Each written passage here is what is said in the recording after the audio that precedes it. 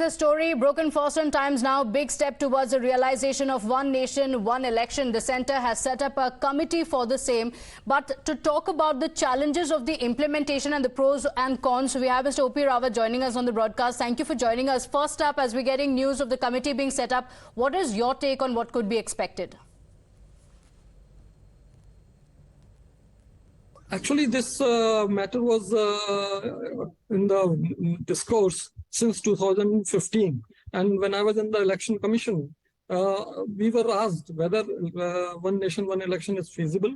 And if yes, then what needs to be done? And Election Commission had given unequivocal opinion that yes, it is feasible. Only thing is that there will be a need for making certain amendments to the Constitution, to the Representation of People Act 1951.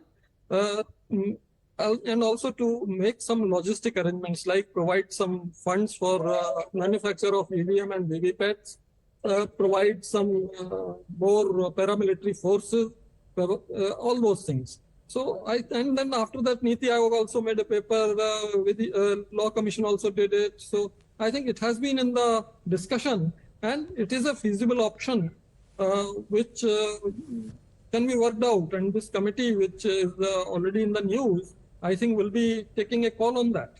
Okay, but how long could the discussion take? Because now if a committee is being set up, could it be possible that the simultaneous elections could happen as early as 2024?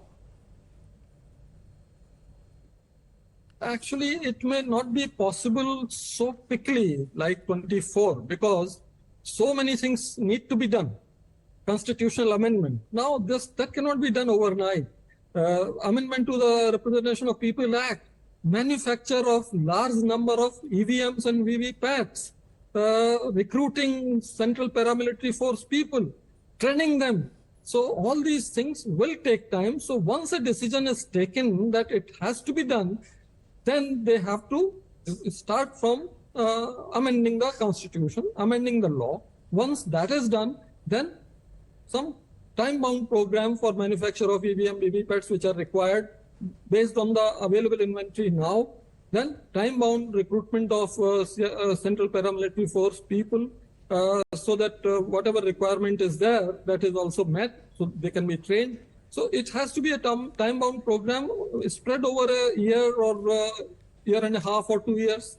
Okay, so it is going to take some time, because there are a lot of concerns from the political parties as well on whether national issues are going to take precedence and whether the regional parties will suffer if this actually comes into effect. There are concerns that when the elections are held simultaneously, local issues will get overshadowed by the national issues. I think if you see the elections of 2019 or 2014, when along with Lok Sabha, some states went to the polls. 2019, I can give you an example of Odisha. In the same polling booth, 2 sets of EVMs and VVPATs were placed, one for assembly and one for the parliament, Lok Sabha. And you see the results. For assembly, the voter who has come of age now gave almost 3/4 majority to local ruling party. And on the other EVM and other VVPAT for Lok Sabha, they gave a larger share of vote and larger share of seats to the national ruling party. So voter is mature enough, and politicians and all other stakeholders have to have faith in the voter. Right, but you know, while these arguments are going on for and against, what about the recommendations that have been made by Law Commission, because it also spoke about one nation, one election? That is what Election Commission had also said, that yes, it is feasible to have simultaneous election, and if Law Commission feels that way, they can go ahead with it and submit their take to this new committee. Okay, but more importantly, let's talk about whether the Election Commission is prepared to hold these simultaneous elections, because there has been a lot of talk about how it could be more efficient for the EC as well to have elections at the same time. Actually, I'm not aware of the inventory held by Election Commission of EVMs and VVPAT as of now. But in 2018, they had around 2.2 million, whereas the requirement will be more than 3 million if simultaneous elections are held.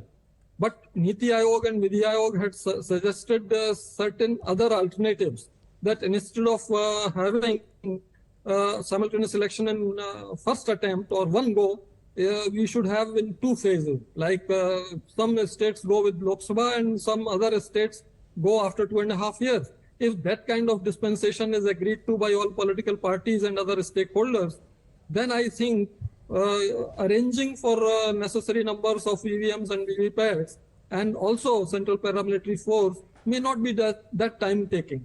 Okay, all right. Mr. Rawat, thank you for joining us with those details and talking about the challenges that the Election Commission could face. This remains, of course, the top focus here on Times Now.